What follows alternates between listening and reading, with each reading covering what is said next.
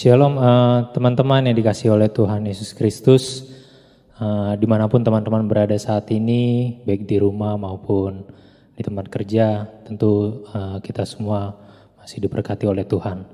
Sebelum kita memasuki ibadah kita satukan hati kita bersatu dalam doa. Kami mengucap syukur Bapa bahwa kasih setiamu terus menyertai kami. Dimanapun kami berada saat ini, kami tahu Engkau selalu menyertai kami. Walau di sekeliling kami tidak tahu, kami gelisah ketika wabah ini terjadi di negara kami. Tapi kami percaya bahwa itu semua karena kebaikan-Mu Bapa. Kami percaya bahwa wabah ini akan hilang dan kami dapat beribadah secara normal kembali. Dan dapat kembali bersekutu bersama-sama dengan teman-teman kami P3MI. Terima kasih Bapa, dan kami menyerahkan setiap ibadah kami ke dalam tangan-Mu. Engkau yang sertai dan menyertai Bapa. Terima kasih Bapa, terpujilah nama-Mu. Dalam nama Yesus kami sudah berdoa dan mengucap syukur. Haleluya. Amin.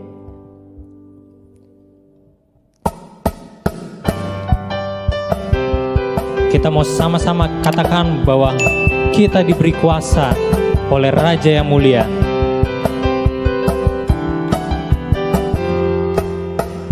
Ku diberi kuasa Raja mulia, menaklukkan musuh di bawah kakiku. Ku pakai kuasa Raja mulia. Bila Allah ada bersamaku, siapa jadi lawanku? Sungguh besar Kau Tuhanku, Engkau perisai hidupku. Ku berdiri dengan iman dalam Yesus Tuhan. Kau yang memberi kemenangan, ku bersorak merayakan. Terpujilah Engkau Raja segala raja. Kita mau kata-kata sekali lagi. Ku diberi kuasa. Ku diberi kuasa dari Raja mulia, menaklukkan musuh di bawah kakiku. Ku pakai kuasa dari Raja mulia. Bila Allah ada bersamaku, siapa jadi lawanku? Bila Allah ada bersamaku, siapa jadi lawanku? Bila Allah ada bersamaku, siapa jadi lawanku? Sungguh besar Kau Tuhanku, Engkau perisai hidupku. Ku berdiri dengan iman dalam Yesus Tuhan. Kau yang memberi kemenangan, ku bersorak merayakan. Terpujilah Engkau Raja segala raja. Sungguh besar Kau Tuhanku, Engkau perisai hidupku. Ku berdiri dengan iman dalam Yesus Tuhan. Kau yang memberi kemenangan, ku bersorak merayakan. Terpujilah Engkau Raja segala raja. Terpujilah Engkau Raja segala raja. Terpujilah Engkau Raja segala raja. Amin. Kita akan masuk ke dalam sharing firman Tuhan yang akan disampaikan oleh Pendeta Sumardi dengan tema Sharing is Caring. Nah, untuk itu sebelum kita masuk ke dalam sharing tersebut, kita angkat pujian kita, Ku Percaya Janji-Mu.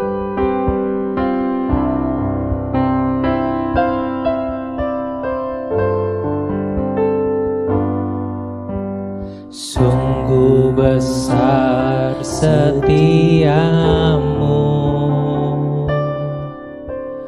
Kau nyatakan bagiku.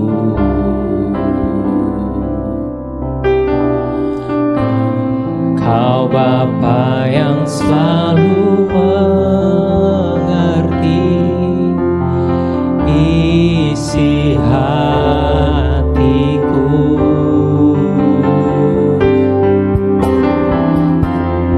Kemuliaan-Mu Kau jadikan, aku tetap percaya.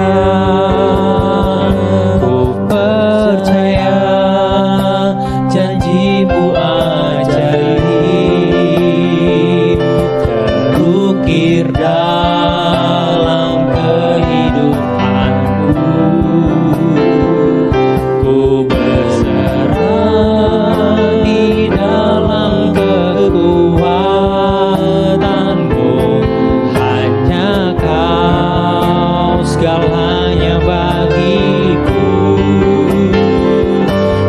Percaya janji-Mu ajaib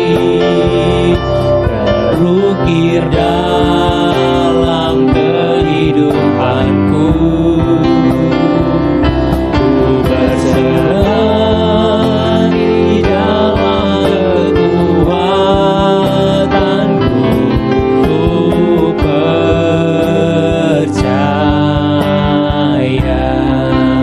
Mari dengan iman kita mau katakan, sungguh besar setiamu Tuhan.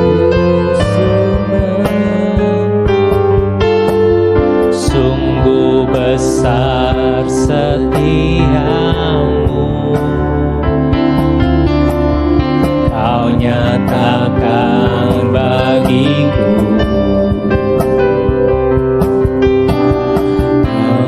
Kau Bapa yang selalu mengerti isi hatiku.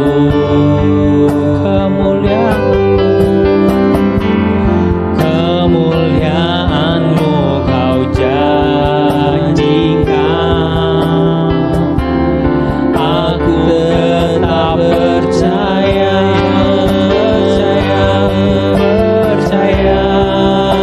Janji-Mu ajaib terukir dalam kehidupanku.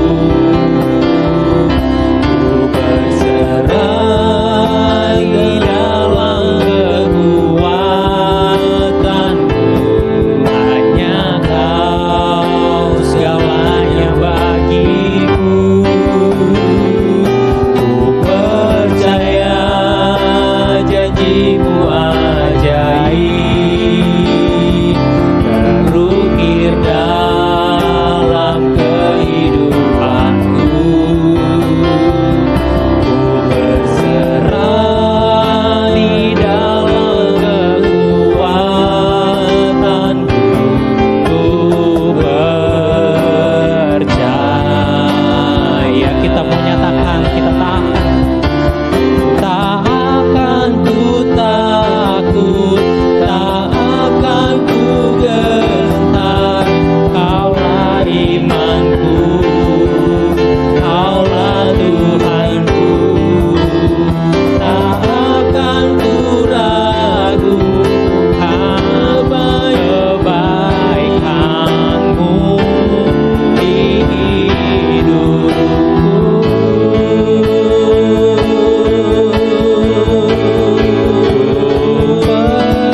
Percaya janji-Mu ajaib terukir dalam kehidupanku.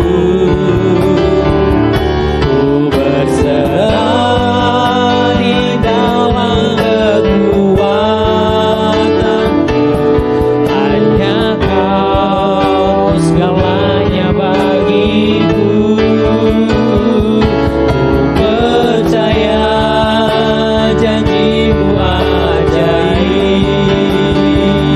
terukir dalam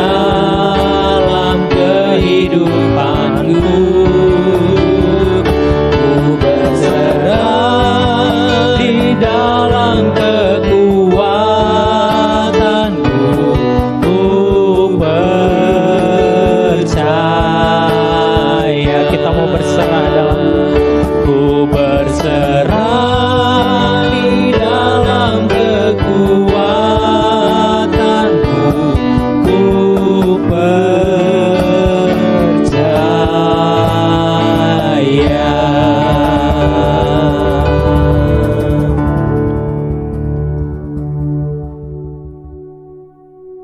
Shalom teman-teman sekalian. Shalom untuk teman-teman pemuda-pemudi dimanapun berada malam hari ini. Senang sekali rasanya boleh bertemu menyapa kita semuanya. Selain kami di sini berempat, jangan salah ya, ini pemuda-pemudi. Sekalipun memang tidak ada wanita, ketepatan saja kebetulan karena PSBB sekarang, jadi nggak boleh sembarang pergi. Jadi ini P3MI dan saya sangat bersuka cita boleh menyapa kita semuanya. Bagaimana kabarnya? Semua masih sehat-sehat ya, dan produktivitas tetap lancar ya semua ya. Jangan khawatir, kalaupun tambah berat badan masih bisa diusahakan untuk kurus lagi. Ya, yang penting kita sehat. Ya teman-teman, malam ini kita mau berbagi, sharing firman Tuhan. Jadi saya tidak akan khotbah panjang, saya akan sharing hal yang sederhana dan nanti kita akan diskusi bersama-sama. Baik ada teman-teman kita yang di sini dari P3MI Jakarta Pusat maupun P3MI yang lain boleh juga sebenarnya berbagi bersama. Oke, sebelumnya mari kita satukan hati kita mau berdoa bersama-sama. Tuhan, kami bersyukur karena masa muda ini Tuhan boleh memberi kepada kami kesempatan menghadapi tantangan yang besar hari-hari ini, dan kami percaya Tuhan punya tugas tanggung jawab kepada kami yang besar juga. Tuhan tolong kami supaya kami sebagai pemuda-pemudi yang sudah mengenal Engkau, kami tahu apa yang harusnya kami kerjakan dalam masa-masa krisis ini. Dan malam ini kami ingin bersama-sama berbagi. Sekalipun kami tidak berjumpa secara langsung, tapi kami ingin bersama-sama berbagi melalui media online ini untuk kami bisa men-sharingkan kebenaran firman-Mu. Dan saya berdoa untuk siapa saja yang mengikuti acara ini, mereka boleh diberkati oleh kebenaran firman Tuhan, dan semua kami di tempat ini, kami pun boleh juga diberkati. Kami mau pimpinan Roh Kudus-Mu untuk kami bisa mengerti, untuk kami bisa percaya, dan untuk kami bisa taat. Di dalam nama Yesus kami berdoa. Amin. Ya teman-teman sekalian, malam ini kita di sini mau sharing firman Tuhan. Kita diberi tema oleh panitia tentang sharing is caring. Jadi sharing is caring. Sebetulnya istilah sharing is caring ini istilah yang sangat umum. Nah tapi sebetulnya kalau kita mau mendalami, sharing is caring itu mempunyai satu makna, mempunyai satu nilai, mempunyai satu arti yang besar juga dampaknya. Karena pengertian sederhananya adalah ketika kita berbagi ya tentang apapun ya kepada orang lain, ya tentu kecuali hal yang negatif ya, berbagi apapun kecuali yang negatif. Enggak termasuk mungkin berbagi hoak ya. Enggak termasuk berbagi penyakit ya. Makanya sekalipun kita di sini tetap jaga jarak ya. Kecuali itu berarti kita sedang memperhatikan orang lain. Jadi secara istilah umum itu istilah yang umum tapi dampaknya artinya sangat besar. Nah, malam ini saya ingin mengajak kita bersama-sama belajar dari satu cerita yang sangat krisis juga, yang memotivasi, bisa memotivasi kita semuanya. Boleh teman-teman semua yang di rumah juga di sini kita akan membuka Alkitab kita dari 2 Raja-Raja pasal yang ke-6. 2 Raja-Raja pasal 6. Saya tidak akan mengajak kita membaca semuanya, tetapi saya ingin menceritakan karena keterbatasan waktu kita juga. Kita akan melihat dari ayat yang ke-24 nanti sampai dengan 2 Raja-Raja 7 ayat yang ke-20. Nah, tapi pun saya tidak akan berbicara banyak tentang semua yang ada di dalam cerita ini. Saya hanya menekankan satu sisi bagaimana kita bisa berperan dalam situasi krisis tentunya. Nah, teman-teman sekalian, ada yang pernah membaca bagian ini yang di sini? Ada ceritanya yang mungkin yang ngajar sekolah minggu ya, Bang Kelvin ya. Ya membaca ya. Kalau yang mantan murid sekolah minggu dulu udah lupa-lupa ingat ya. Tapi ceritanya sederhana, tapi ini menarik. Jadi kalau kita membaca 2 Raja-Raja pasal 6, di situ diceritakan bagaimana ibu kota Israel Utara pada masa itu tentunya sudah pecah antara Israel Utara dan Israel Selatan, dan ini ceritanya tentang Israel Utara, ibu kotanya Samaria. Itu sedang dikepung oleh musuhnya, tentara Aram. Jadi kota itu dikepung. Kalau istilah sekarang yang lagi tren itu di lockdown. Dan apa yang terjadi kalau sebuah kota itu dikepung, berarti kan tidak boleh masuk, tidak boleh keluar. Yang di dalam disitulah bertahan hidup, yang dari luar gak bisa masuk. Nah tentu zaman ini beda dengan zaman dalam Alkitab ini. Tetapi kalau dalam waktu yang begitu lama dan tidak ada persiapan, namanya ini konteks perang, ya tentu ada keterbatasan semua persediaan. Sampai satu saat di Samaria itu betul-betul terjadi kelaparan yang sangat dahsyat, sangat hebat. Bukan hanya kelaparan kurang beras tapi ada Indomie. Enggak, ini apapun enggak ada. Kalau teman-teman nanti di rumah atau yang di rumah yang ikuti acara ini membaca, itu sangat ngeri sekali. Dikatakan saudara, di sana saking laparnya, saking nggak ada makanannya, itu kepala keledai. Kalau umum tuh kepala keledai itu enggak laku, karena kepala keledai itu relatif enggak ada dagingnya, tulang doang. Ya, jadi jangan bayangkan kepala ikan mas atau kepala baung ya. Beda ini. Kepala sapi masih banyak dagingnya, ini enggak ada dagingnya. Itu pun mahal. Yang lebih ngeri lagi bukan hanya kepala keledai katanya, ayat 24-25 itu. Tapi kotoran burung merpati pun laku dijual.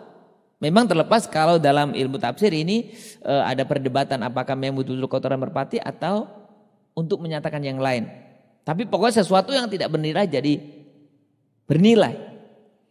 Nah, saking kelaparannya, yang itu pun sudah nggak ada lagi. Yang sadis itu kalau saudara nanti membaca di rumah kita masing-masing melihat itu ayat 28 sampai 26 dari pasal 6 itu, bahkan orang itu tega membunuh anaknya untuk dimakan. Saya nggak kebayang itu. Jadi ada kasus di situ,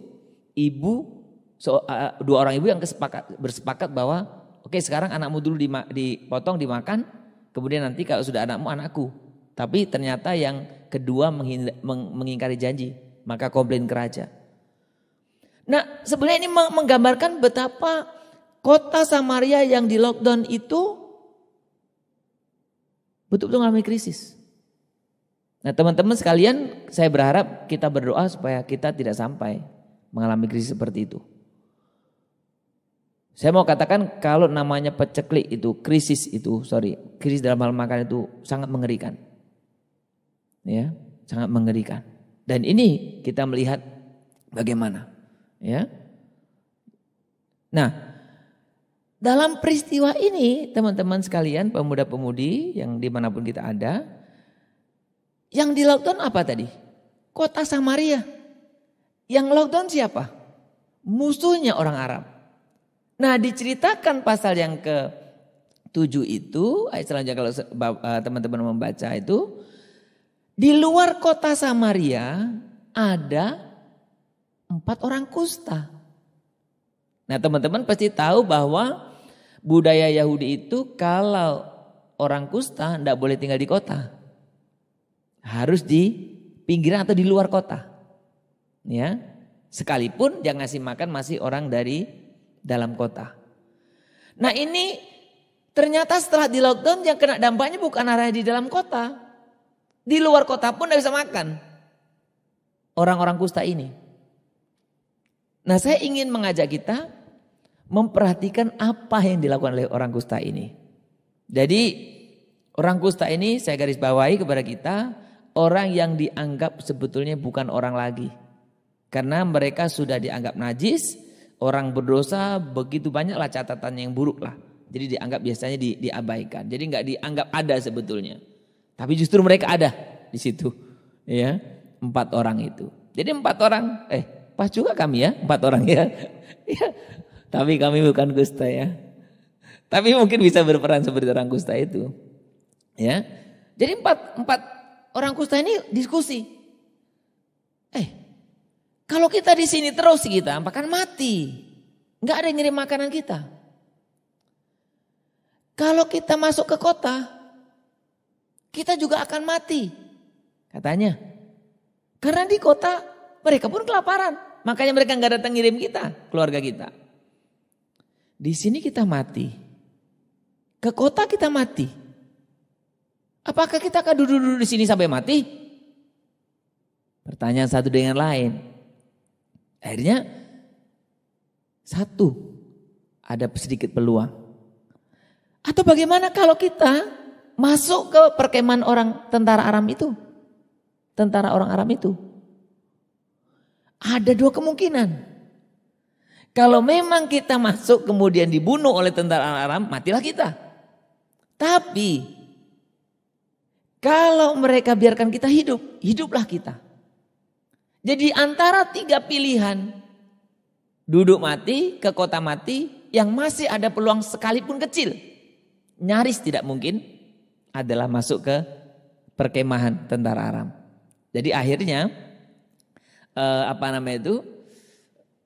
orang kusta ini memutuskan untuk masuk ke perkemahan tentara orang Aram. Jadi akhirnya mereka masuk. Dan apa yang terjadi? Ternyata itu perkemahan kosong. Kosong dalam arti nggak ada orang.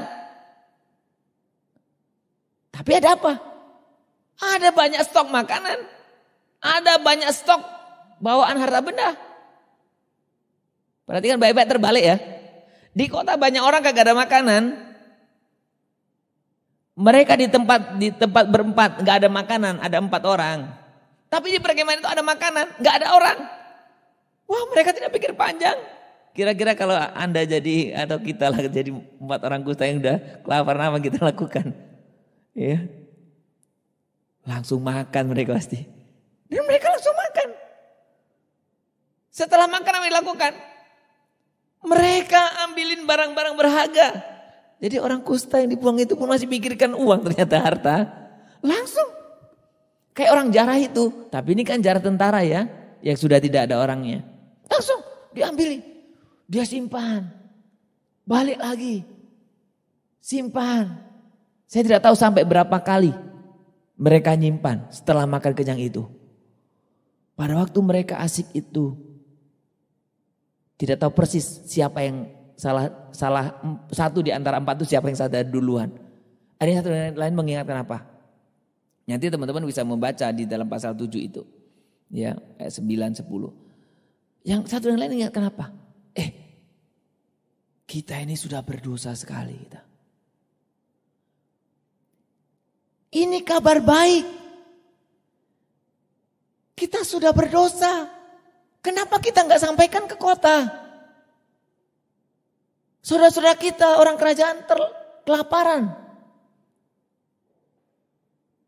Ya mereka sudah kenyang ya. Sudah nyimpan banyak kekayaan. Penimbunan. Baru ingat. Nggak tahu nih teman-teman kalau pas lagi krisis udah kenyang baru ingat teman yang lain atau pas lapar-lapar itu ingat teman yang lain. Biasanya kalau lapar nggak ada makanan ingat yang lain ya. Lapar ada makanan lupa yang lain makan. Ini yang terjadi. Nah akhirnya singkat ceritanya teman-teman diberitakanlah, dilaporkanlah kondisi ini ke gerbang kota. Singkat ceritanya disampaikanlah ke seluruh penduduk di kota Samaria dan mereka menjarah.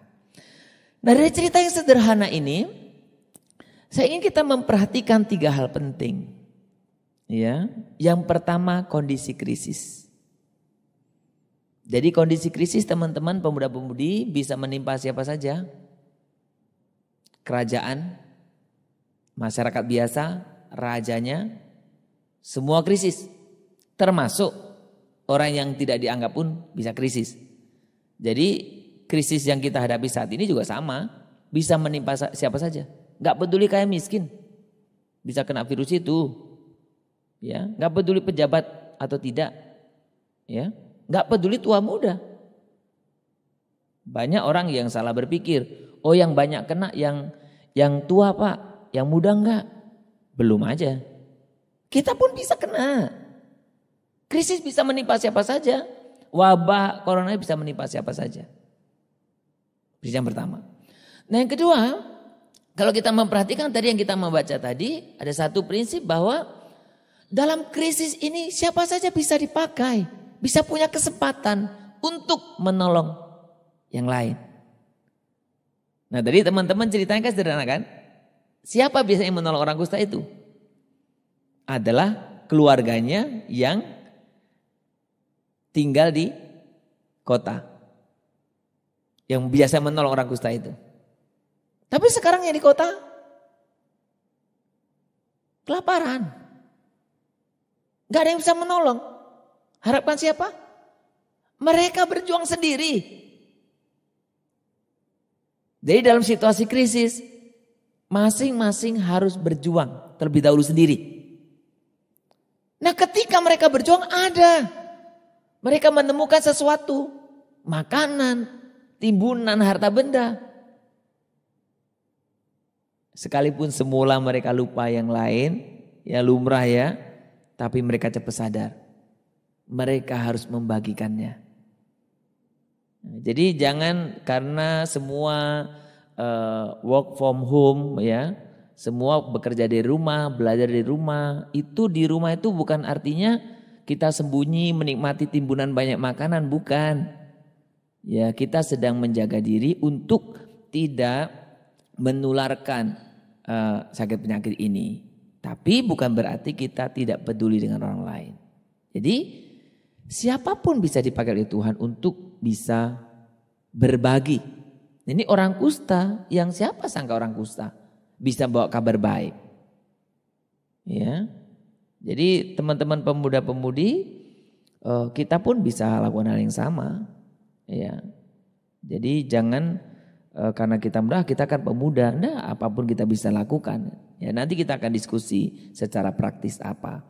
Dan yang ketiga, yang terakhir yang saya ingin bagikan adalah bahwa ketika kita berbicara tentang krisis, kecenderungan yang terjadi itu sifat manusia itu memikirkan diri sendiri. Tadi ingat cerita di dalam Samaria, ada ibu, ya udah sekarang anakmu dulu dipotong. Setelah dipotong nanti anakku, giliran anaknya nggak mau.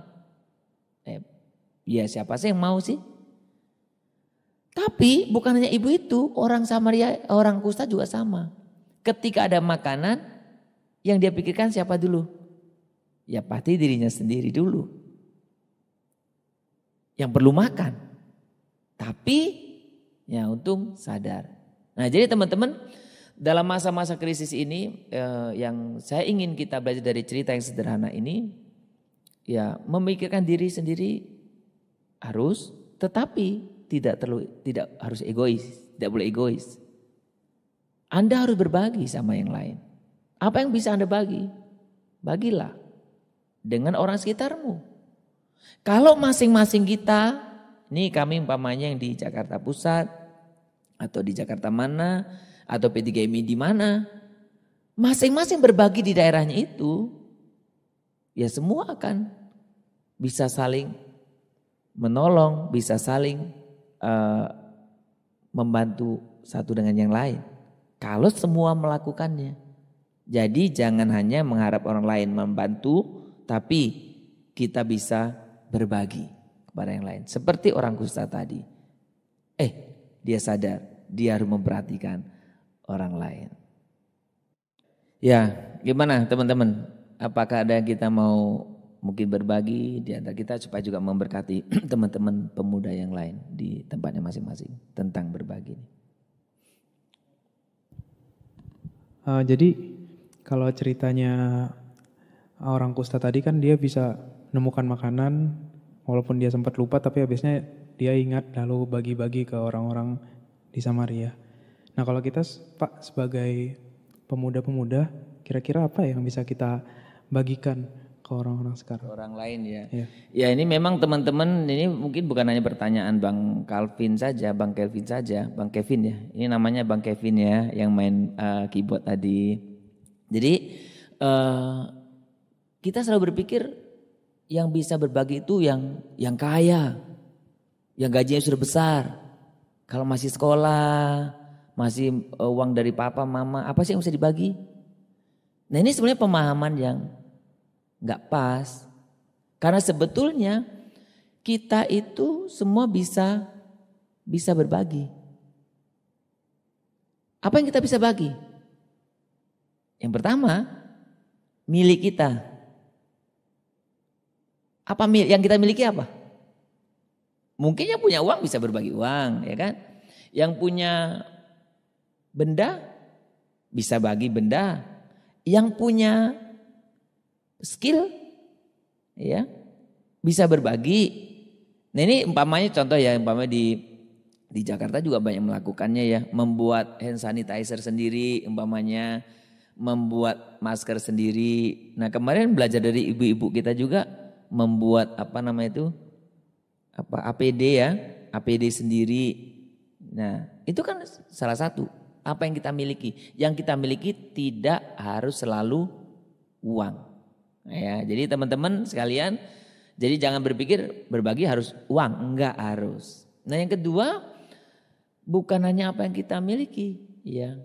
Jadi berbagi ini juga bisa apa yang kita, apa istilahnya, seperti kesaksian kita lah. Kenapa? Ya ada teman-teman harus pikir gini, ada banyak orang sakit itu bukan karena sakit. Salah satu di antaranya karena ketakutan, parno. Nah kalau kita bisa, maka jangan suka bagi berita hoax, makin nakut-nakutin, ya bukan. Coba bagilah berita yang bagus, itu kesaksian kita juga. Jadi bisa teman-teman sekalian juga berbagi kesaksian yang menguatkan orang lain, ya. Supaya teman-teman kita nggak terlalu takut, termasuk juga orang tua kita. Jadi bukannya sesama pemuda saja, ya, dengan orang yang lebih tua juga sama. Kita kasih motivasi, ya, dengan tetap menjaga diri tapi tidak terlalu takut. Karena imun kita kan yang paling penting dalam masa seperti ini. Imun kita itu akan turun salah satunya kalau kita ketakutan, kekhawatiran yang berlebihan. Nah yang ketiga, yang sebetulnya, ya mungkin ini sok rohani juga dibilang orang ya. Doa kita. Jadi milik kita, kesaksian kita, juga doa kita. Gak ada satu negara pun yang berani sombong bahwa mereka bisa mengatasinya. Bahkan negara-negara yang congkak merasa sombong, semua tertunduk. Karena nggak bisa mengatasinya. Maka kesempatan seperti inilah teman-teman ya bisa mendoakan pemerintah kita, mendoakan orang-orang yang menangani, para medis umpamanya, termasuk mendoakan juga masyarakat supaya kita juga bisa diatur oleh pemerintah. Ya, itu juga satu. Jadi yang kita bisa sharing bukan hanya benda. Itu sih ya Bang Kevin ya. Oke, gimana? Ya benar sih Pak. Jadi kita nggak terbatas, anak muda tidak jadi terbatas aku nggak punya uang gitu. Apapun, bahkan doa pun bisa merubah banyak hal sebenarnya. Kita bisa percaya pada kuasa doa juga. Iya. Jadi itu makanya kayak seperti di gereja kita, GMI Jakarta Pusat, setiap malam kita selalu doa jam 9 malam. Makanya setiap hari diingatkan. Ada lagi?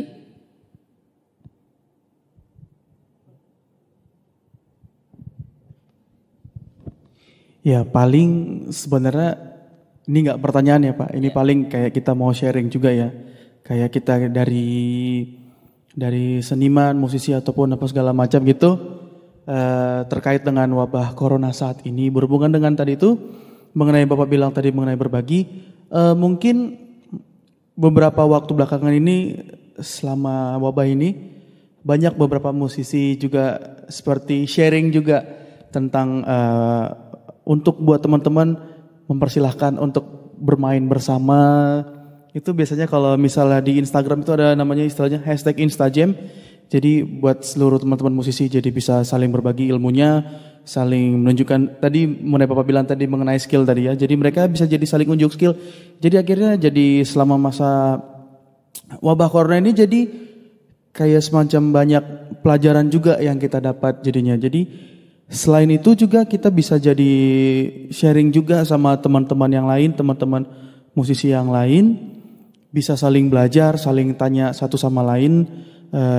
Kita bisa langsung, misalnya kita direct message mereka atau DM mereka, bahkan bisa kita tanya langsung sama artisnya langsung gitu kira-kira Pak. Jadi Mas kalau mau belajar ini gimana ya kira-kira gitu. Jadi ternyata Bapak bilang tadi itu berbagi itu memang nggak harus melalui uang, tapi kalau misalnya bisa memang kira-kira begitu. Tapi kita juga masih banyak lainnya sih yang bisa kita sharingkan seperti ilmu juga tadi ya Bapak bilang tadi. Kira-kira begitu sih Pak. Kalau kita dari seniman, dari musisi atau performing art yang lainnya lah, yang ya dibilang lagi masa PSBB, pekerja seni babak belur katanya gitu istilahnya gitu kira-kira ya Pak. Ya walaupun begitu, kira-kira begitu sih Pak. Iya, terima kasih. Ini Bang Varian ini memang seniman, jadi apa yang dikatakan benar sekali. Bahwa kadang-kadang dalam situasi ini pokoknya tidak ada orang yang tidak bisa berbuat sebenarnya. Apapun ada, sesuai dengan yang Tuhan memang berikan kepada kita lah. Iya. Tapi yakinlah seniman juga ada berkat tersendiri setelah ini juga. Oke, ada lagi? Mungkin yang terakhir kali Pak ya. Jadi beberapa hari lalu ya saya bersama dengan teman-teman anggota P3MI beberapa melakukan keliling di sekitar gereja membagikan masker. Itu wujud kalau kita emang peduli terhadap lingkungan di sekitar gereja kita supaya mereka juga tidak terkena COVID-19. Nah, cuma ini mungkin pikiran jelek saya sendiri yang beranggapan jadi ketika kita udah kasih masker semuanya, tapi pas kita udah selesai terus kita mau pulang ternyata tuh masker nggak dipakai sama sekali gitu. Jadi nggak tahu apakah ketika kita berbagi kita tidak boleh memikirkan entah itu bergunakah untuk masyarakat sekitar ataupun itu bergunakah ketika kita berbagi ke orang ataupun kita harus memilih juga berbagi yang benar-benar emang membutuhkan. Mungkin itu sih Pak. Jadi membuat kayaknya pemikiran kita kalau kayak gini kan jadi seakan-akan kalau kita mau berbagi jadi kayak kita pilih-pilih dulu nih yang benar-benar emang membutuhkan. Kadang kayak kemarin udah berbagi ujung-ujungnya nggak dipakai kayaknya jadi semacam sia-sia gitu sih. Iya, memang itu satu kenyataan yang kita harus sadari bahwa gini, kadang dalam situasi krisis ini membagi benda saja, barang itu tidak cukup. Maka itu dibutuhkan juga membagi edukasi. Pamannya, orang suruh pakai masker, jangan kasih hand sanitizer yang mahal nggak dipakai juga, dikantongin malah, dia nggak cuci. Jadi selain memang memilih memang harus siapa yang membutuhkan, ya orang yang tidak pakai masker sebenarnya bukan tidak membutuhkan, dia tidak tahu. Maka perlu ada edukasi juga untuk kita. Jadi perlu ada edukasi untuk mereka.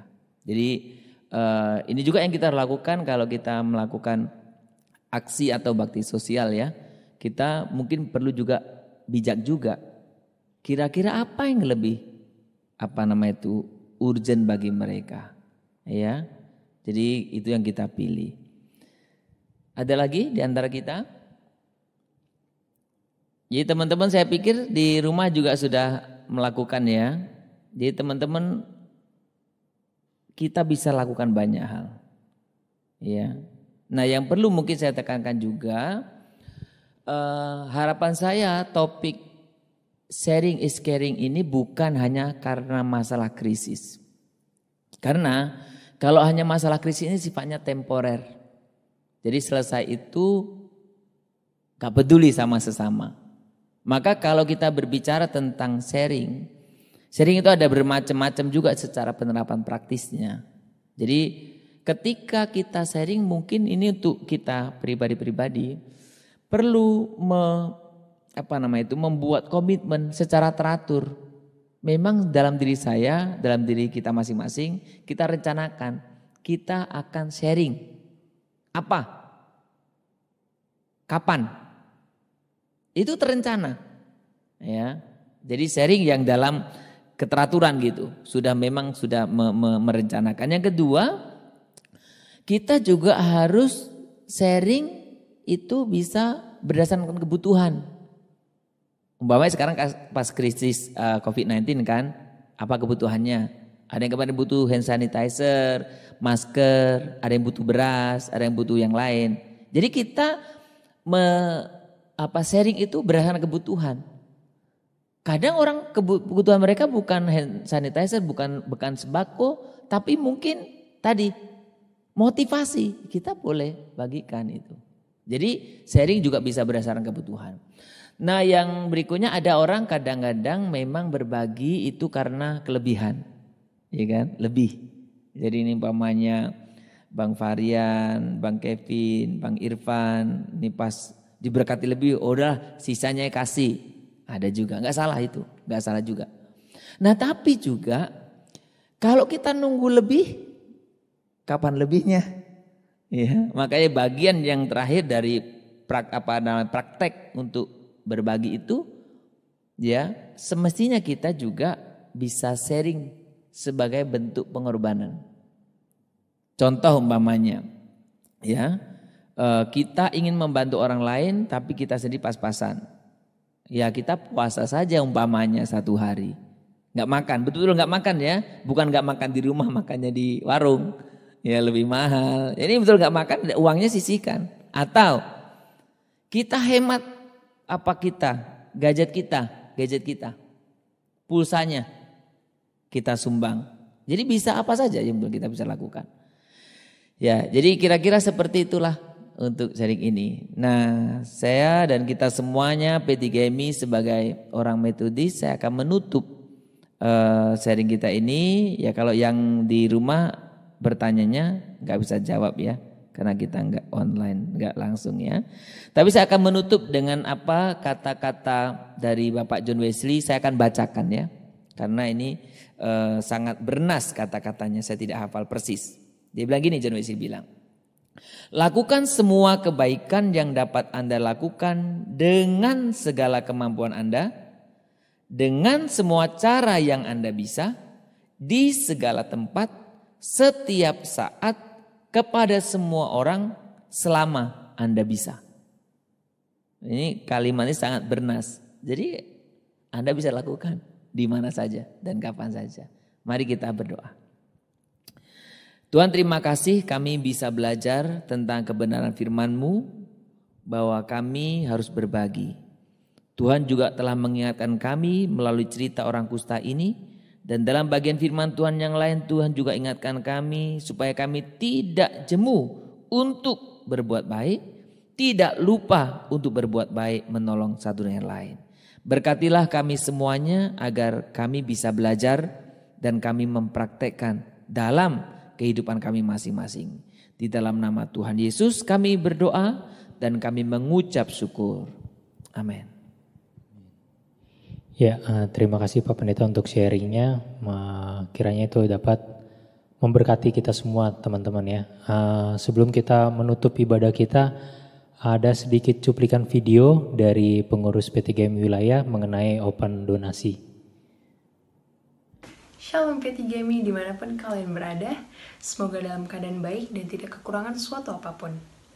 P3MI Wilayah 2 membuka kesempatan berdonasi bagi seluruh pemuda-pemudi warga Metodis, bahkan kamu yang dari luar Metodis, untuk dapat berpartisipasi membantu warga yang membutuhkan kebutuhan pokok rumah tangga serta penyediaan alat pelindung diri dasar untuk teman-teman kita yang masih bekerja di luar rumah, seperti masker dan hand sanitizer. Tak peduli berapapun jumlahnya, karena jika itu digerakkan oleh hatimu, maka lakukanlah yang terbaik.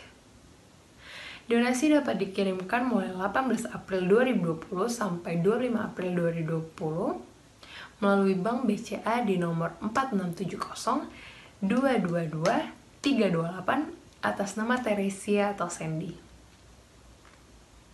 Untuk info lebih lanjut dapat menghubungi kontak person atas nama Septin di nomor 0857 1182 7152 atau Teresia di nomor 0899 8720 230. Kami sangat berterima kasih untuk partisipasi dan semangat teman-teman untuk berdonasi.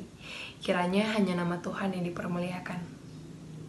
Sekian untuk infonya, Tuhan Yesus memberkati. Shalom teman-teman, jadi kita sudah mendengarkan tadi sharing kita dan video juga. Teman-teman, jangan tunda waktu. Apa yang bisa engkau lakukan hari ini, lakukanlah. Besar kecil itu tidak begitu penting. Tuhan memberikan kepada kita berbeda-beda.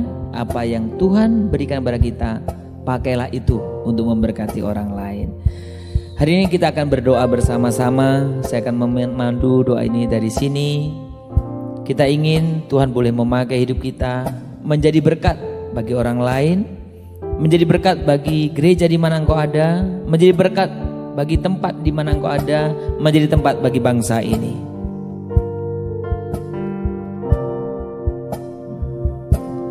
Bagimu Tuhan seluruh hidupku, pakailah Tuhan bagi kemuliaan-Mu.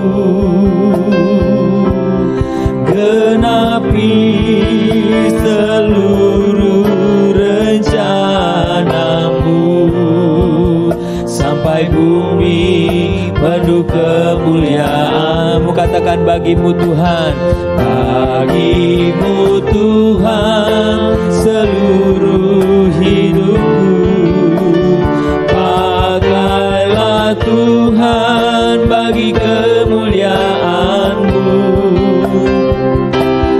Genapi seluruh rencana-Mu sampai bumi penuh kemuliaan. Katakan sekali lagi, bagimu Tuhan, bagimu Tuhan seluruh hidupku, pakailah Tuhan bagi kemuliaan-Mu.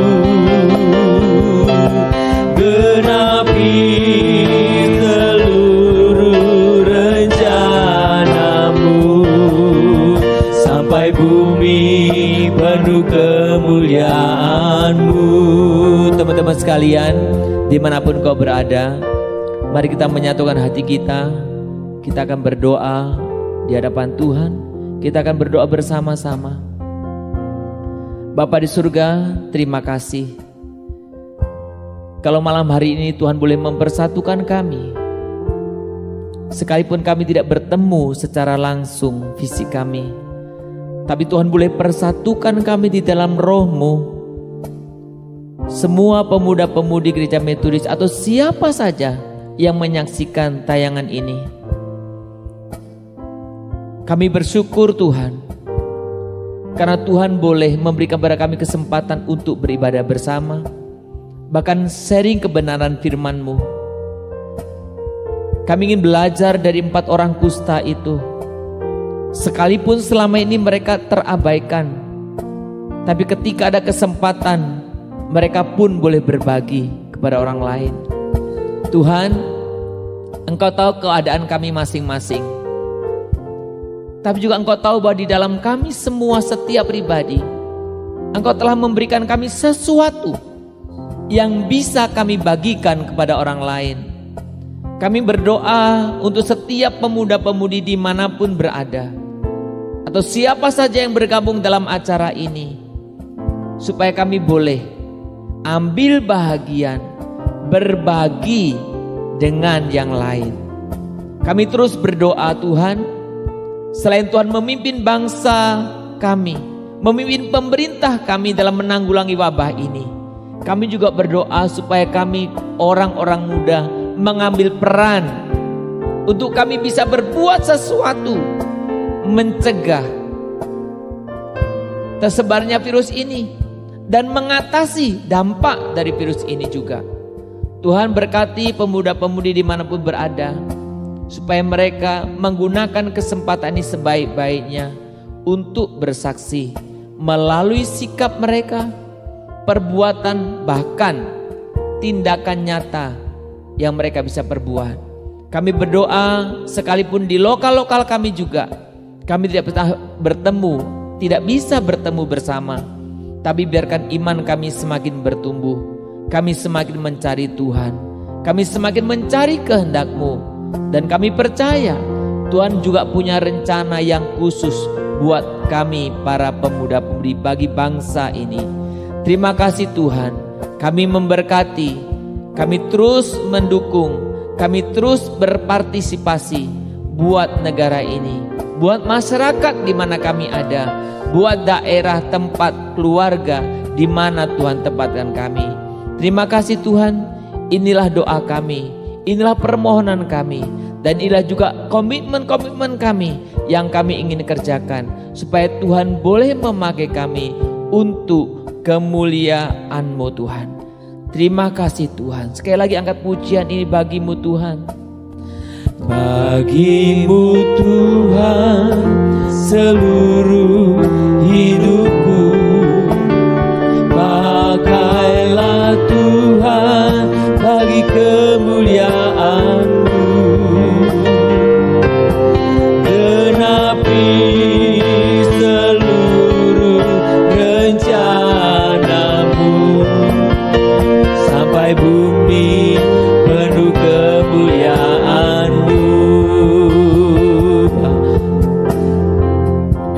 Saudara-saudaraku yang kekasih, mari arahkan hatimu dan pikiranmu di hadapan Tuhan. Terimalah berkat penyertaan daripada Tuhan. Maka kiranya kasih sayang Allah Bapa kita, kasih karunia di dalam Tuhan Yesus Kristus, dan persekutuan di dalam Roh Kudus, itulah yang memberkati, memimpin, memelihara, dan memakai buat kamu sekalian untuk menjadi alat kemuliaannya dari hari ini, besok, bahkan sampai selama-lamanya. Amin. Kami